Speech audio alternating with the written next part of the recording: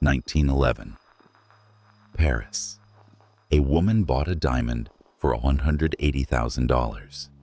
It was the largest sum she'd ever spent on a single thing. But that wasn't the price. 1949. That diamond was shipped to a museum by regular mail, in a brown envelope, for $2 for. The owner knew something others didn't.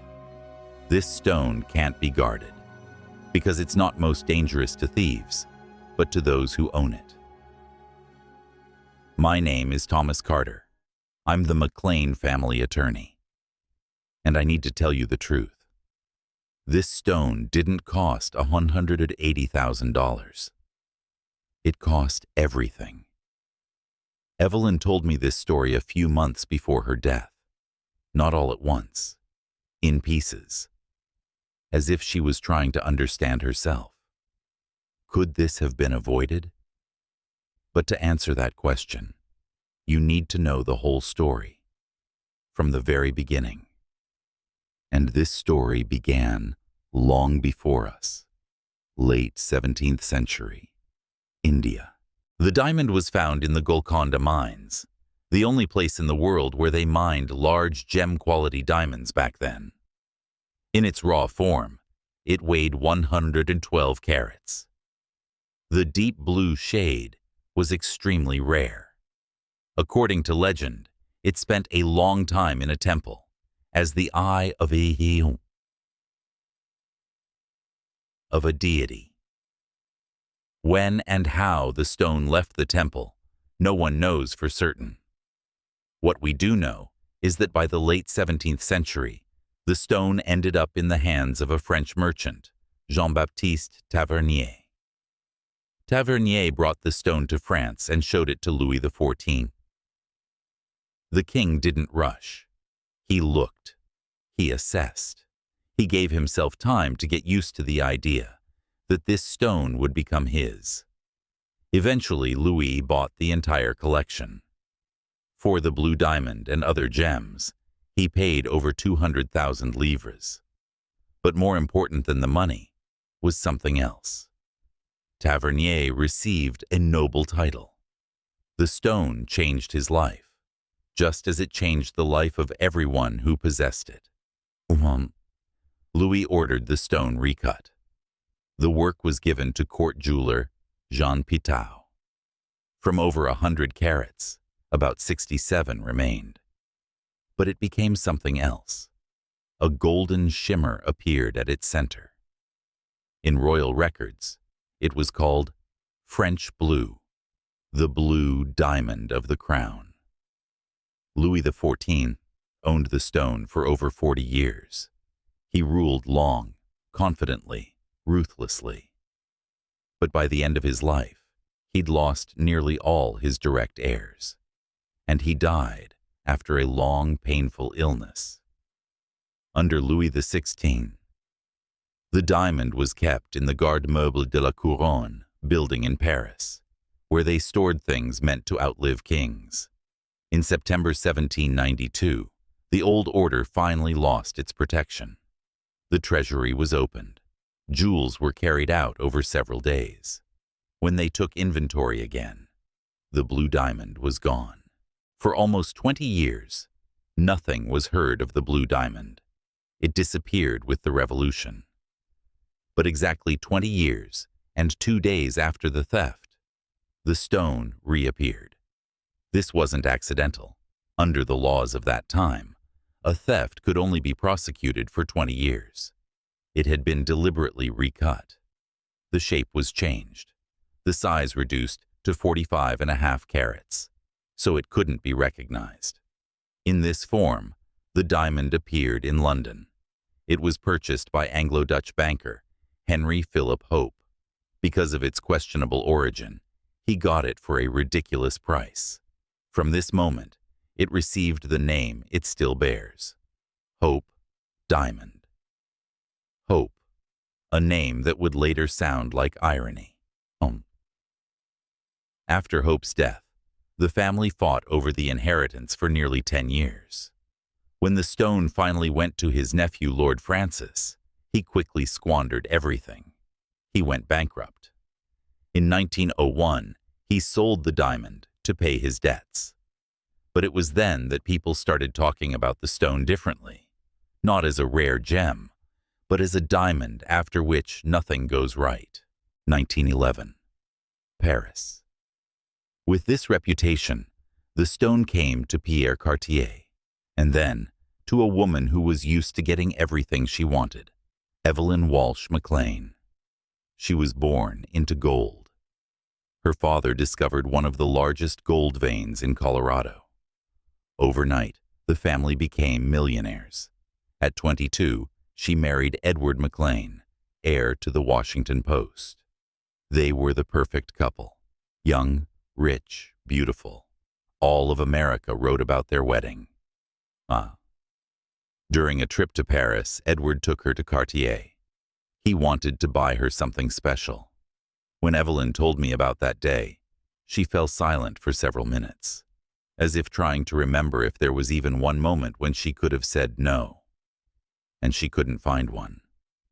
Pierre Cartier came out to them personally. He smiled and said, "Madame McLean, I have something you must see." Cartier was a master of human weakness. During their previous meetings, Evalyn had joked that other people's misfortunes brought her luck. Cartier remembered this and decided to play on it. He placed a small box on black velvet, didn't open it right away. Instead, he began to tell stories about Indian idols, about the severed heads of French kings, about owners who died one after another. "Show me," Evalyn said. Cartier smiled. "Not yet, madame." He continued, story after story, death after death, until Evalyn began to beg him to open the package. And only then did Cartier lift the lid. A blue diamond, not pale, not grayish, blue, like the sky before a storm, light refracted inside, as if someone had trapped a piece of night in the stone. "What is it?" she whispered. "Hope diamond, the diamond of hope." "Why hope?" Cartier paused. "Because one of its owners believed this stone brought good luck." A pause. "He was wrong." Evalyn laughed. "Are you saying it's cursed?" "I'm saying that everyone who owned it ended badly." But Cartier went further. He knew you couldn't simply sell Evalyn a stone. She had to be hooked. "I'm offering you a deal, madame. Take the necklace for the weekend. Just feel it. Wear it. See how it looks on you." A pause. "And if within 6 months something bad happens to your family, I'll exchange the diamond. No questions asked." "Why?" Cartier smiled coldly. "Because I know you won't return it." She took the diamond in her hands. It was heavier than she expected, cold, and incredibly beautiful. "How much?" $180,000. Edward tried to object, started talking about superstitions, about risk. But Evalyn already knew. "No, I want this stone anyway." She didn't believe in warnings. She believed in her own exceptionality. And Cartier simply closed the deal, knowing that this stone had already begun its work. 1919. Their son, Vincent, he was 10, walked out the estate gates. A car couldn't brake in time. It all happened fast, without words, without time to change anything. Vincent died on the spot. For a long time, Evalyn couldn't understand how the world could continue when he was gone. She remembered that the diamond had been on her that day. After that, everything changed. Edward started drinking, first at receptions, then at home, then always. The newspaper stopped listening to him. Money disappeared faster than it appeared. And then he was sent to a psychiatric clinic. That's where he died. Alone. 1946. Their daughter, Evalyn, sleeping pill overdose. She was 25. This time, Evalyn didn't cry. She just sat and stared at one spot, one after another. Everyone she loved. And all that time, the diamond was nearby. Her life didn't break. It simply disappeared. The money ran out. The house emptied. Nothing remained of the world she'd lived in. Only the stone. It seemed to her that it was watching her, not letting go. When she picked it up, she felt nauseous from the weight alone. She wanted to throw it away, walk away, create distance between them. But she couldn't, and she knew. People had tried to get rid of this stone before, and it always remained. 1947. Evalyn Walsh McLean died of pneumonia. She was 60. She left a will asking that the diamond be passed to her grandchildren. But she also left enormous debts. 1949. Evalyn's entire jewelry collection, including the Hope diamond, went to auction. I was her attorney. When it came time to liquidate the estate, I knew one thing. The stone couldn't stay in the family. It couldn't belong to any of them. The collection was bought by American jeweler Harry Winston. He became the last private owner of this stone. Winston kept the diamond for 9 years. He took it around America, displayed it in the finest halls, let thousands of people look at it. But he never tried to sell it. He was waiting. Winston understood what others didn't. This diamond can't be tamed. It can only be let go. 1958. Winston made a decision that shocked the jewelry world. He didn't put the stone up for auction, didn't pass it as an inheritance. He simply donated it to the Smithsonian Institution. So the diamond would never again, not for a single second, belong to a specific person. So it would become public, which meant no one's. But the strangest part was the delivery method. Winston didn't hire an armored truck, didn't call an army of guards.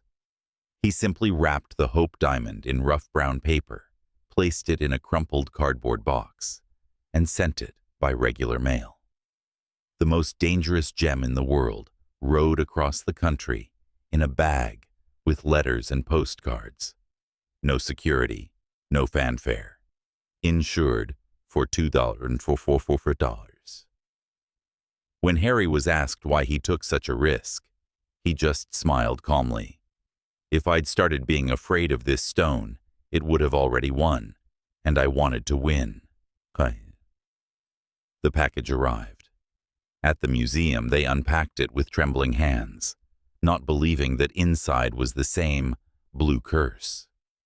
Today, this stone shines behind bulletproof glass. Millions of eyes look at it every year. They see beauty, price, history, and they walk on. The curse went quiet. Perhaps because it no longer has a victim's name that could be etched on its facets. But if you're ever at the Smithsonian Museum, don't just look at the diamond. Look to the side. There, in the display case, that same crumpled brown envelope with a stamp for a couple dollars is still preserved. A small piece of paper that proved stronger than a century-old curse. Not because it changed anything, but because sometimes, to escape the darkness, you just need to stop being afraid of it. But the stone remained the same. Blue. Cold. Calm. As if waiting. As if it knows that someday someone will want to take it again. And then, it will begin again.